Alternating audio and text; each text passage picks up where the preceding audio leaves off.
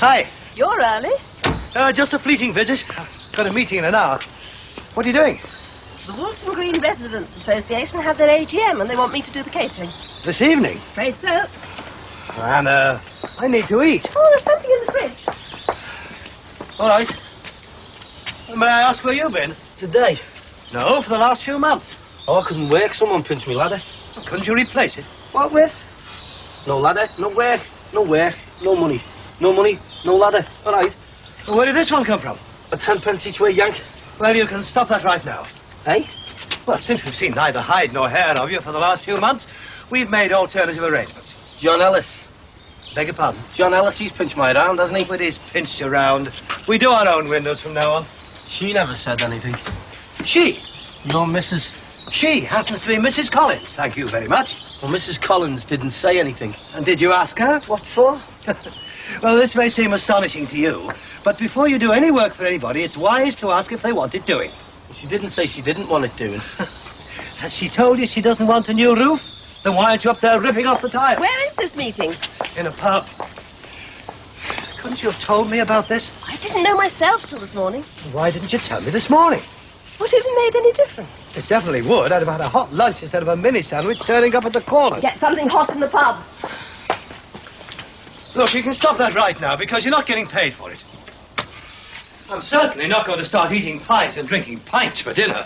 Once in a while won't hurt. Once in a while, Anna. It's becoming a habit. I thought this was a hobby with you, not a magnificent obsession. Is this it? Yes. Volleyball? Yes. Left over from this Residents Association's bean feast, I suppose. You'll have to heat them up, though. Look, I've done a full day's work. I've going to a meeting that could possibly drag on all night. And all I've had to sustain me is a bowl of muesli this morning. Stale bread and lettuce for lunch and now a few miserable vol au vent for an evening meal. You'll get something in the pub, dear. Yeah. We're going to have to talk about this, you know, Anna. I thought I told you to stop this. Look. We'll talk about it later tonight when I get back. You told me to stop when I was on the last window anyway. Oh, forgive my not noticing, but upstairs is hardly gleaming. Oh, don't you start, no. Look, just pay me for this one and I won't come back, all right? I'm not paying you for work I didn't want doing. Did you want these windows doing, love? Of course I did. This man comes when it suits him. I'm sure we could do much better on our own. Have you got time to do the windows? Well, of course I haven't got time. Neither have I. A pound. My wife employs you. My wife can pay you. This came today. What is it? I've been offered a place. Lancaster. Oh. Sounds good. You know, modern and that. It's only a couple of miles from the lakes. I could go fell walking. Do you like fell walking? I don't know. I've never tried it. And what are you going on about it for? I'm not going on about it. I'm just saying, that's all. You can live here and go fell walking. It's only a couple of hours on a bike. Look, I want to go because it's a good university. It's got nothing to do with the fell walking. Look, you were the one who brought her up. You were the one who said you could go fell walking. Look, forget about it, eh?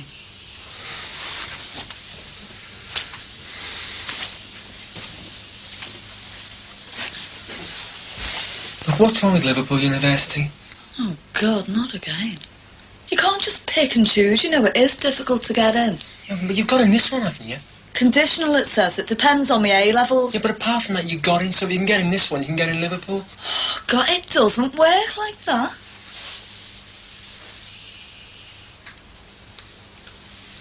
You don't have to go, you know. What? You don't have to go at 18. Someone was telling me you can go when you're older, you know, as a mature student. Oh, I? How mature? Don't know. 25, whenever you like. Oh, and what do I do when I'm 25? You get a job. Oh, yeah, sure. Look, degrees don't help. There's loads of people with degrees on the dole. Yeah, and there's a lot more without them. Look, Pat reckons Pat. He reckons if you got a degree, it's always there to fall back on. Does he? Yeah. Where are you going? For a walk.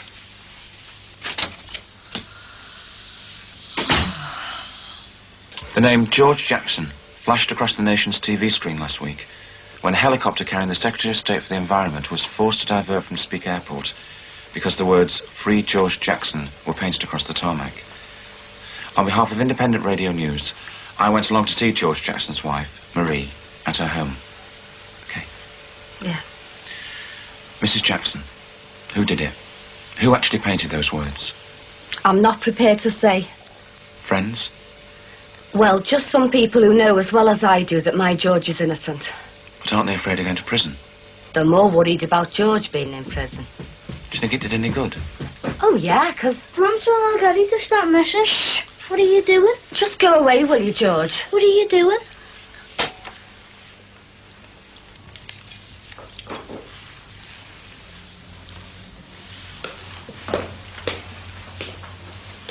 Gin and tonic, I suppose? What makes you think that? I'm not wrong, am I? Well, as a matter of fact, you are. Half a bitter, please. I'm a few minutes late. Sorry. Oh, well, I apologise. The royal prerogative, isn't it? I suppose you never miss a chance, do you? Well, Pointing out exactly which sides we're on. not if I can help it. We'll go from, do you think it did any good, right? Oh, yeah, because it was seen by a lot of people, and the more that know, the better. Are you going to continue with the campaign? Oh, aye, yeah. For how long? As long as it takes. So, how will the campaign develop? What else have you got up your sleeve? Plenty. But first, the petition. Thousands of names on it. We're going to take it to London and deliver it to number 10. Can I come? George. Oh, go on, I've never been there. Upstairs. What for? Interrupting. Upstairs, now. What can we come? No. It's not fair, we can never go anywhere except... Out!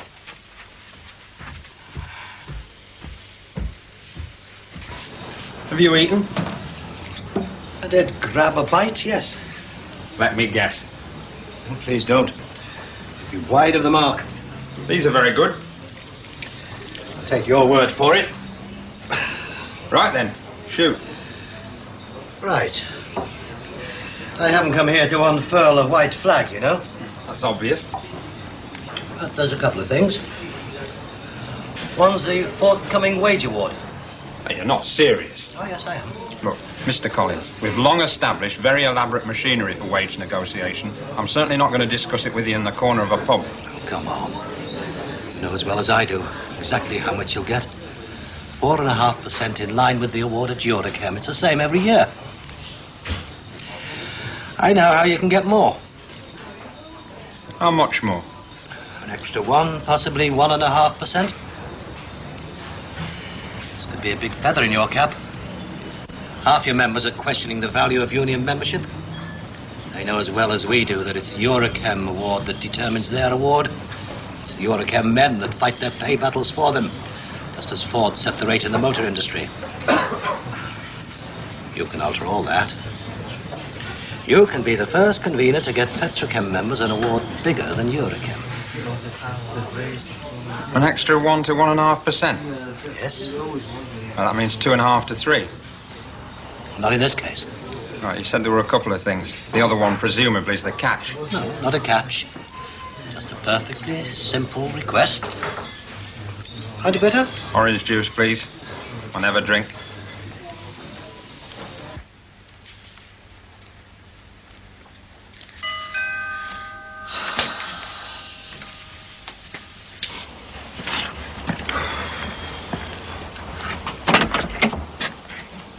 Windows, How much? £1. Just a minute, you. What? I think you better come in. Is your old man in? Nobody's looking for you. Well, he probably owes me money. I lend all kinds out. No, you robbed our Barry's ladder. Oh, behave. Yes, you did months ago. That's why you haven't been back since. I haven't been back since because it was my ladder that got half-inched. It wasn't your ladder, it was our Barry's, and he robbed it back again, see? Funny front. Look, will you give us £1 and I'll go away? No. Look, I've done the windows and I want paying. Well, if you want paying, see me, Dad. He's dying to see you. How is it that every time I do the windows around here I never get paid? Probably got something to do with you being a robber. Hey, are you on your own? Why? Oh, I'm not going to leap on you. Are you on your own? For a minute or two, yeah? Well, have I got something to show you, girl? Right, let's have it then. This perfectly reasonable request. Put a stop to these rumours. What rumours? Put a stop to these rumours. Brothers and sisters, I'm happy to announce that Paul Collins does not take bribes, and is bribing me to tell you all this. Just a minute. I don't take bribes. So you've said. I don't take them. And I'm not going to turn down an extra few bob for me members, right? How do we get it? Put a stop to these rumours? Very next news sheet. I'll get it signed by all stewards. Total repudiation of everything, all right?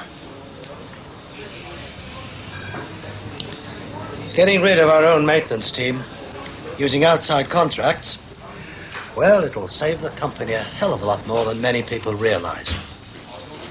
I could put it to the board that your members will get, say, an extra 1 to 1.5% for the sake of a smooth transition. Is that it? Yes. Let me put back to you what you just said, Mr. Collins. I let you sack some of my members, the maintenance team, and that saves you a fortune over the next 10 to 15 years. You give a fraction of that fortune to the members who remain and expect them to be eternally grateful for it. That's not what I said. I think it was. Look, I'm not asking your permission to sack anybody. The maintenance team will go, full stop. That is not a matter for negotiation. What is for negotiation is the manner in which they go. Peacefully. And everybody will get something out of it. Except the maintenance team. Yes. And allow for early retirement. Casualties will be minimal. Everybody will benefit. Especially you. You'll get the feather in your cap. But if it's noisy, rumours about bribes from Woodward and Lynch, counter-rumours, disruption, you'll get nothing. What's the joke? The joke? You are.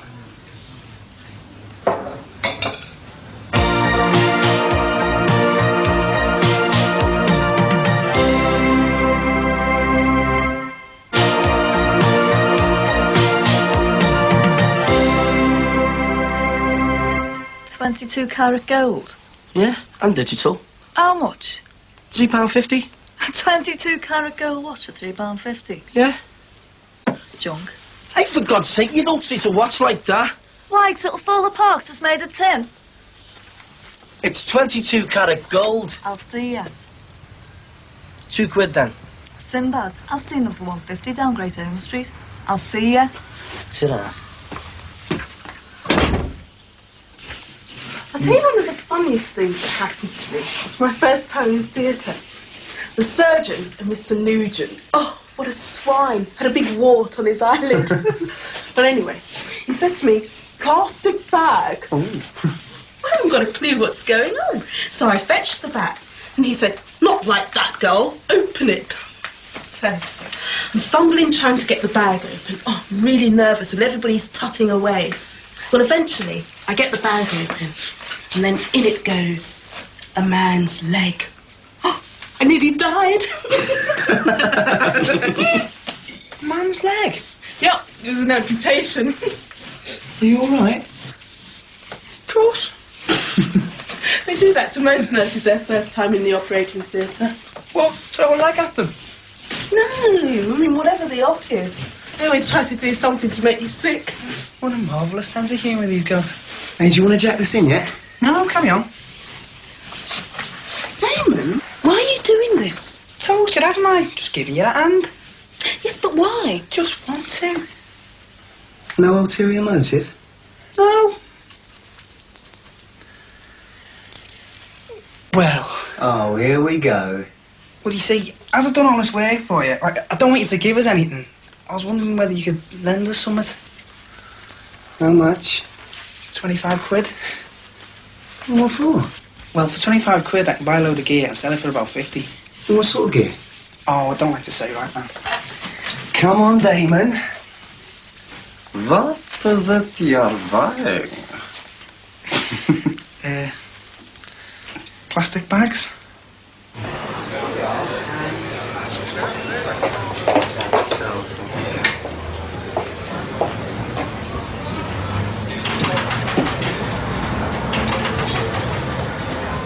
All right. All right. You don't recognise me, do you? Name and Andrew. Sinbad. I do the windows in Brookside Close. All right. You go, what's her name? Oh, Bobby Grant's girl. Karen. Karen, that's it, yeah. Don't know who goes with her. Have you had an arc? Someone else. Yeah, that happened to me once. Sick as a parrot for days. Then I just got up and sorted out the other fella. Gave it to him straight. Bought her a little present. And everything was sound as a pound after that. Give it to them straight, it's the only way. What happened to her? Who? The girl. Oh, engaged. Been engaged for years. Is that what you bought her, like? An engagement ring? Nah, a watch. Funny enough. If you two don't stop that racket, I'm going to be up there and tan your backsides that hard that you won't sit down for a week.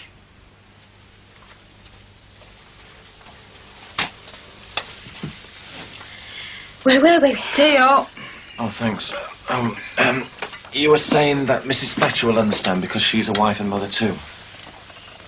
Oh, yeah. Right, well, I'll just ask Betty a few things and then I'll come back to you. Right? Betty Hughes. First of all, thanks for making the tea. You're welcome. You've known Mrs. Jackson for some time now. Years. We used to dodge the rent man together. And you're involved in this campaign? Yeah. You looking forward to the trip to Downing Street? Yeah. Do you think it'll do any good? I hope it will.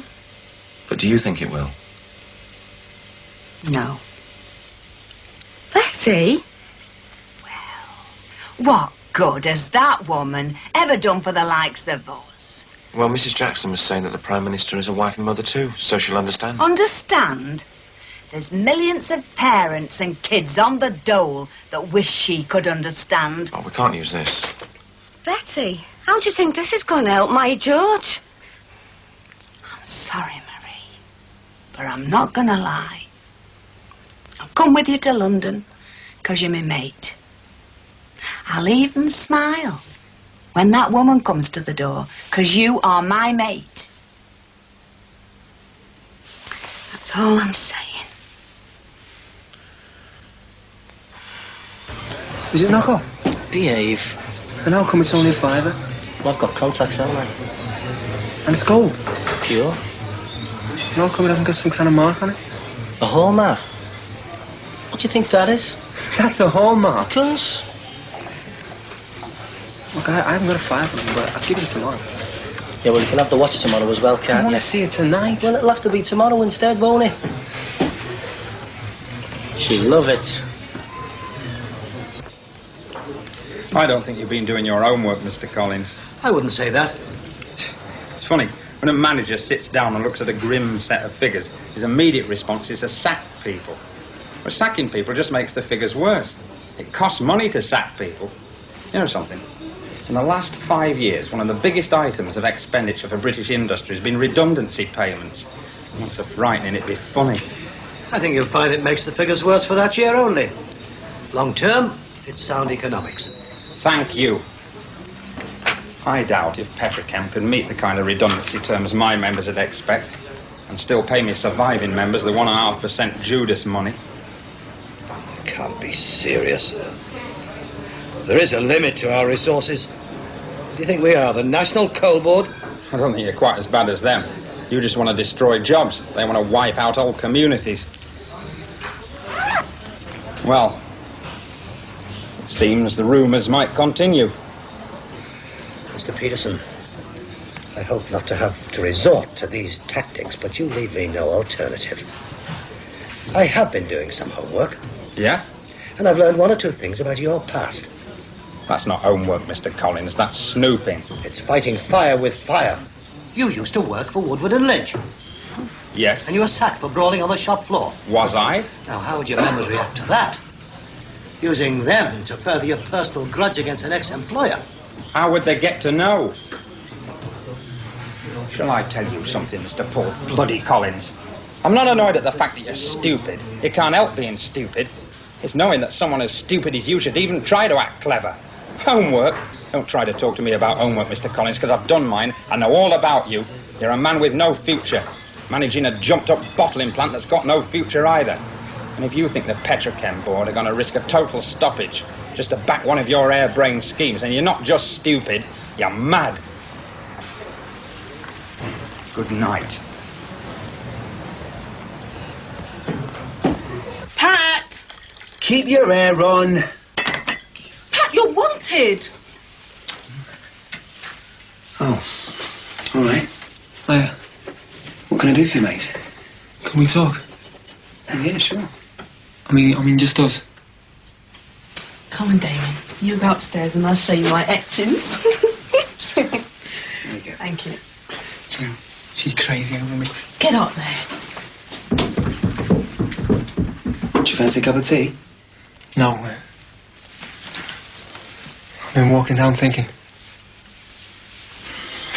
Let's hear it, then.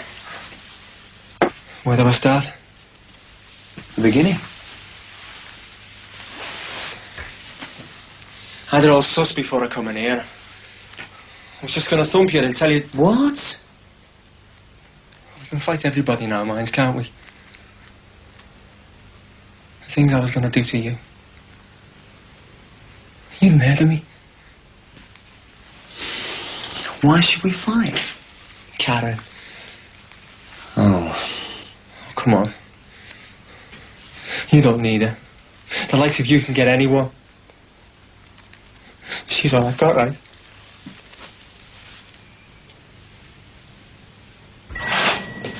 Gin and tonic, please. And one of those meat pies.